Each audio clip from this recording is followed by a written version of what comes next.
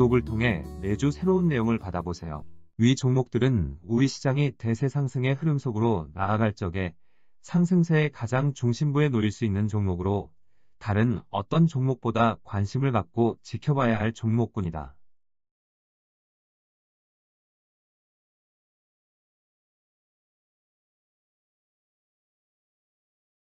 쉽게 밀려나지 않으려는 특유의 움직임들. 지난 7월 13일 미국의 6월 소비자 물가지수가 발표되었는데 시장 예측치인 8.8%를 크게 넘어선 9.1%로 발표되었다. 이런 발표 후 개장한 미국 시장은 나스닥 시장의 장 초반 2%를 넘어서는 급락세가 나타났지만 0.15%의 약보합세로 마감하였다.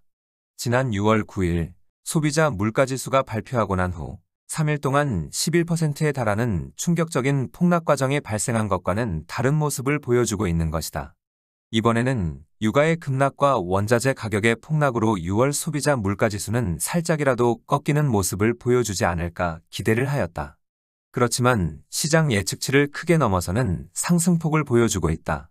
2020년 3월의 충격적인 하락 과정으로 경기 둔화에 대한 강한 공포감이 작용하였는데 당시 충격적인 폭락 과정에 대한 영향은 2에서 3개월 뒤에 지표로 나타난 바 있다.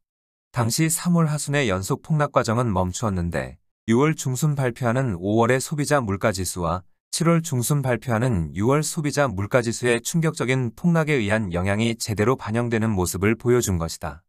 이번 소비자 물가지수 발표 후 미국의 바이든 대통령은 유가와 원자재의 급락을 반영하지 않은 소비자 물가지수가 구닥다리 지표라며 불만을 토로하기도 하였다.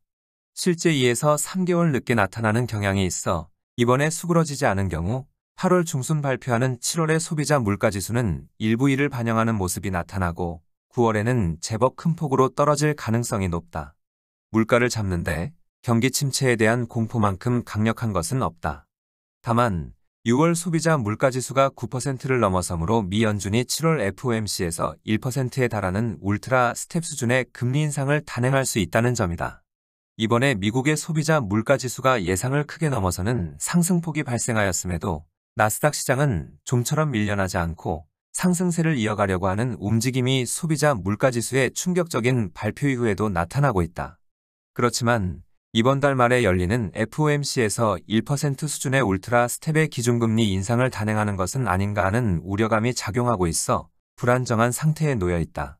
이 과정의 물가를 보다 안정적으로 잡기 위해 시장에 한 번 더 충격을 줄 필요가 있을 경우 지난 5월과 6월에 발생한 것과 같이 짧은 기간 연속 폭락세가 한 차례 더 발생할 수도 있다. 물론 현재의 시점에서 이와 같은 하락폭이 발생한다고 하여도 현재 나타난 저점을 살짝 깨고 내려간 수준의 그침으로 실제 시장 흐름에 큰 변화는 없다.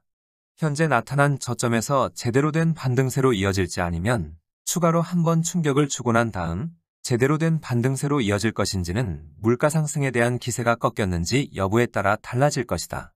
최근 보여주고 있는 나스닥 시장에 좀처럼 쉽게 밀려나지 않은 모습이 계속될 경우 제대로 된 반등세로 이어질 가능성이 높은 만큼 어떤 모습을 보여줄 것인지 지켜봐야 하겠다. 이번에 형성될 2차 하락 과정의 저점은 지켜내야만 한다. 지난 1월 이후의 하락 과정을 통하여 나스닥 시장은 최고점에서 35%에 달하는 하락폭이 발생하였다. 1월 이후의 1차 하락 과정을 통하여 나스닥 시장은 23%에 달하는 하락폭이 발생하였고 3월 하순 이후 발생한 2차 하락 과정에서는 28%에 달하는 하락폭이 발생하였다. 1월 이후 발생한 1차 하락 과정에서는 러시아와 우크라이나 사태가 터져나오므로 추가 하락 압력이 작용하였고 3월 하순 이후 나타난 2차 하락 과정에서는 5월과 6월 두 번에 걸쳐 3일간 11%에 달하는 인위적인 충격적인 폭락 과정이 나타나므로 2차 하락 과정의 하락폭이 1차 하락 과정보다 깊게 나타났다. 그렇지만 나스닥 시장 전체 하락폭은 35%에 살짝 미치지 못하므로 전체 하락폭만 보면 그렇게 나쁜 모습은 아니다. 이번에 나스닥 시장이 추세적인 하락 과정으로 전환될 경우 최고점에서 50% 전후에 달하는 하락폭을 필요로 한다고 하였다.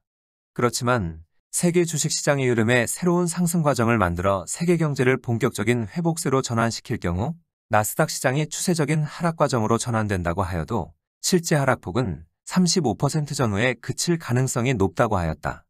세계 경제의 본격적인 회복세에 힘입어 추세적인 하락세로 전환되어도 35% 전후의 하락폭에 그칠 수 있는 것이다.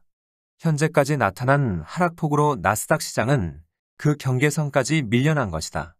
이번 2차 하락 과정의 저점에서 제대로 된 반등세가 나타날 경우 자연스러운 반등폭은 13,500에서 14,000포인트 수준이라고 하였다. 이런 반등세가 나타날 적에 세계 중요시장에 새로운 상승세의 기운이 작용하지 않을 경우 나스닥 시장은 반등세가 끝나고 난 다음 반등 이전의 상태로 되돌아가고 결국 2차 하락 과정의 저점을 깨고 내려가는 하락 과정이 나타나게 되어 있다. 추세적인 하락 과정을 계속 진행하는 것이다. 이 경우 새로운 하락의 시작점은 향후 제대로 된 반등세의 고점으로부터 시작하게 된다. 새로운 하락 과정 또한 이번 12차 하락 과정을 통한 것과 같은 동일한 형태의 하락 과정이 나타날 것이다.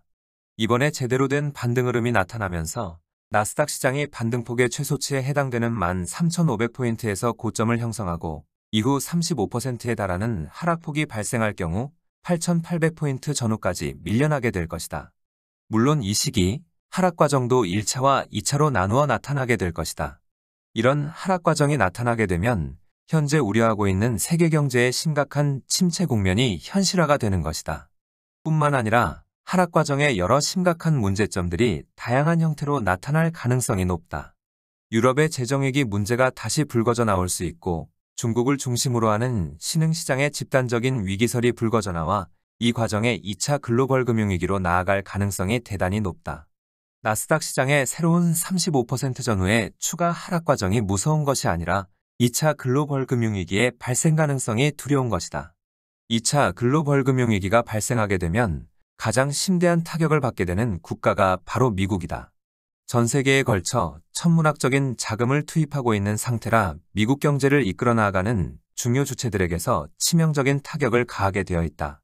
2008년 10월 글로벌 금융위기가 발생하고 난 다음 무수히 많은 위기를 맞고 있지만 실제 위기로 나아가지 않은 것은 바로 위기로 나아갈 적마다 위기를 벗어나게 할 수 있는 강한 상승 과정이 주식시장에 나타났기 때문이다. 현재와 같이 물가 상승에 대한 압박의 강도가 강하게 작용할 경우 반등 흐름 외에 이런 필요한 상승 흐름을 만들어낼 수 없게 된다. 현재의 위치에서도 물가 상승세를 꺾기 위해 추가 충격을 가할 가능성이 있는 것도 어떤 수단을 사용하든 물가의 기세를 꺾어야만 세계 경제가 위기로 나아가는 것을 막아낼 수 있는 새로운 상승 과정을 만들어낼 수 있기 때문이다. 최근 유가와 원자재는 미연준의 공격적인 기준금리 인상과 두 번에 걸친 충격적인 하락 과정에 의한 경기 침체의 공포로 인하여 일단 꺾이는 모습은 보여주고 있다. 제대로 꺾기 위해 한 차례 더 주식시장에 추가 충격을 가할 수도 있지만 물가 상승세의 기세를 꺾었다고 판단이 들면 좀처럼 밀려나지 않은 상태에서 현재 나타난 저점을 기준으로 우선은 제대로 된 반등세로 이어지는 모습을 보여주게 될 것이고 반등 과정에 새로운 상승 과정을 만들어내려고 모색하는 모습을 보여주게 될 것이다.